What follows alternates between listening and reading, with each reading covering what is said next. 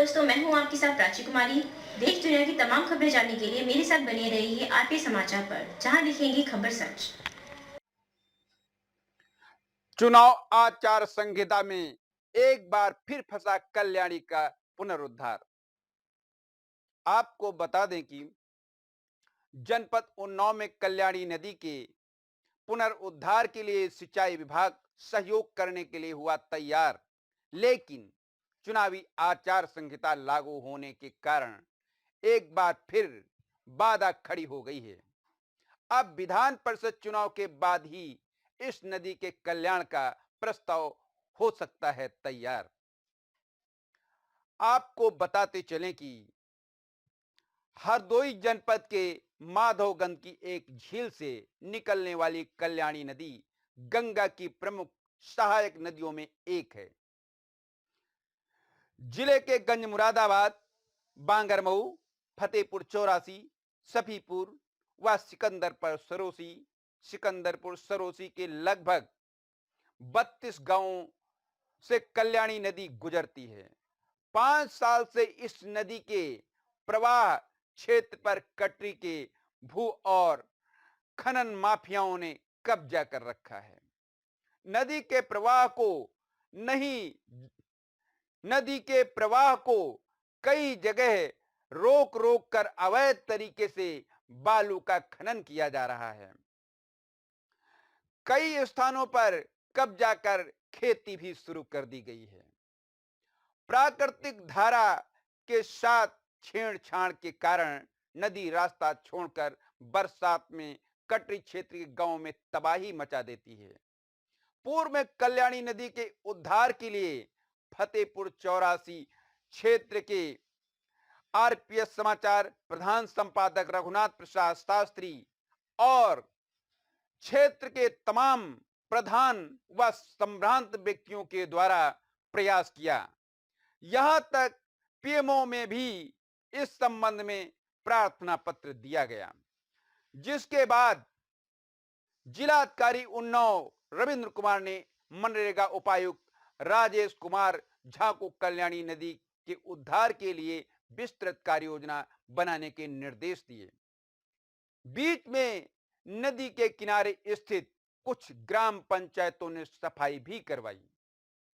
हालांकि कार्य का दायरा बड़ा होने के कारण प्रधानों से जीर्णोद्धार पर आने वाले खर्च का प्रस्ताव तैयार कराने के लिए कहा गया। कुछ प्रधानों ने 60 से 70 लाख का प्रस्ताव तैयार भी कर दिया, जिसे सिंचाई विभाग ने मंजूरी नहीं दी। इस कारण मामला फिर ठप हो गया। इस पर फतेहपुर चौरासी कस्बे के मूल निवासी पंकज शुक्ल ने ऑनलाइन शिकायत दर्ज करवाई।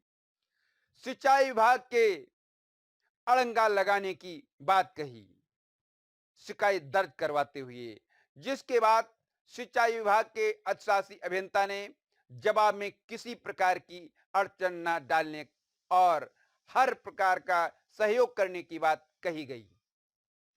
यह मामला आगे बढ़ता उससे पहले ही चुनावी आचार संहिता प्रभावी हो गई, जिससे एक बार फिर कल्याणी नदी का पुनरुद्धार का मामला फंस गया। अधिकारी बोले, पूर्व में कुछ पंचायतों द्वारा दिए गए नदी के उद्धार के प्रस्तावों को सिंचाई विभाग ने मंजूरी नहीं दी थी। इस कारण अब नए सिरे से वीडियो प्रस्ताव तैयार करवाएंगे। हालांकि इस समय एमएलसी चुनाव की आचार संहिता लगी हुई है। चुनाव में वीडियो की ड्यूटी भी लगाई गई है, इसलिए 12 अप्रैल को आचार संहिता समाप्त होने पर बाद में वीडियो के माध्यम से नए सिरे से प्रस्ताव तैयार कराकर मंजूरी के लिए सिंचाई विभाग के एक्सीएन को भेजा जाएगा। यह बात राजेश कुमार झा मनरेगा उपायुक्त ने बताई।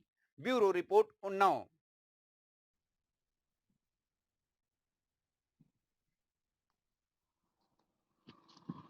दोस्तों नमस्कार, मैं हूं आपके साथ रघुनाथ प्रसाद शास्त्री।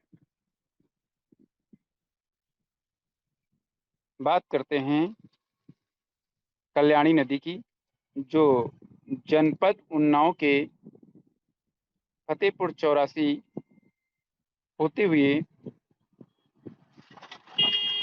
हरदोई जनपद के मुरादाबाद तक फैली है, जबकि इसका उद्गम हरदोई से ही हुआ है और कानपुर के बिठूर में ये गंगा नदी में समाहित हो गई है।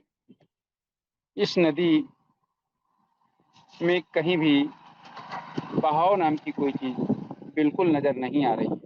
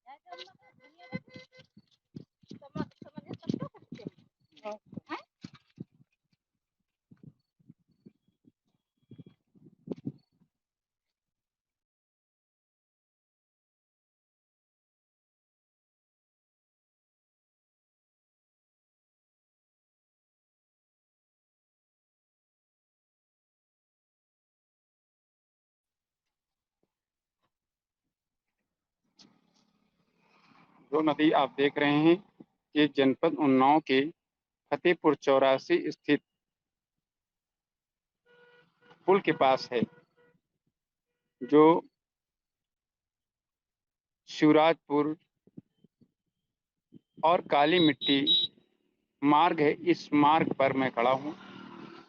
मेरे सामने जो आप देख रहे हैं, यह कल्याणी नदी, जिसका उद्गम स्थल जनपद हरदोई है।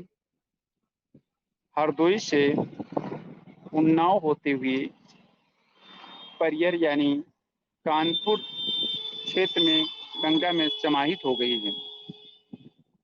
यह नदी लगभग आज से 25 वर्ष पहले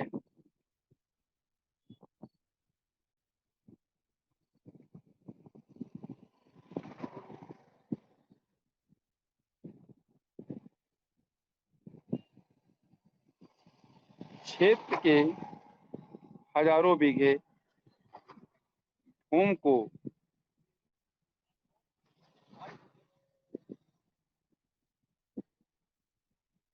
सिंचती थी,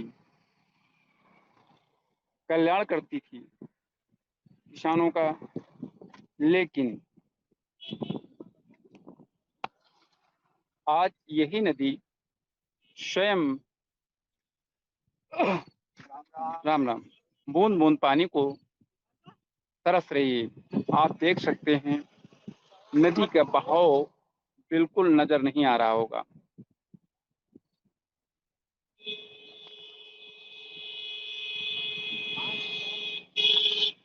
नदी में कहीं भी बहाव नाम की कोई चीज नहीं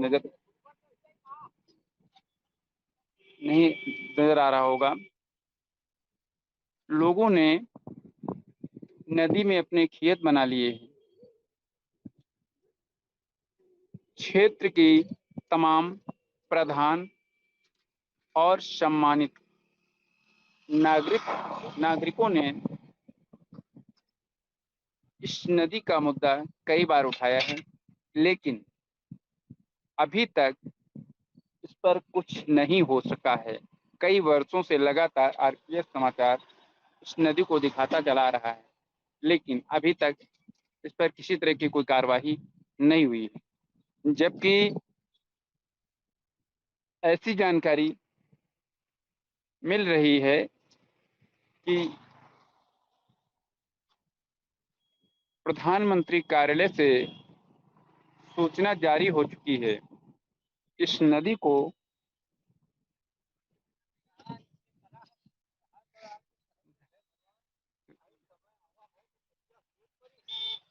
नदी की सिलटे साफ कराने का काम सरकार करेगी मनरेगा के तहत, लेकिन लगभग 1 वर्ष से ज़्यादा समय हो चुका है।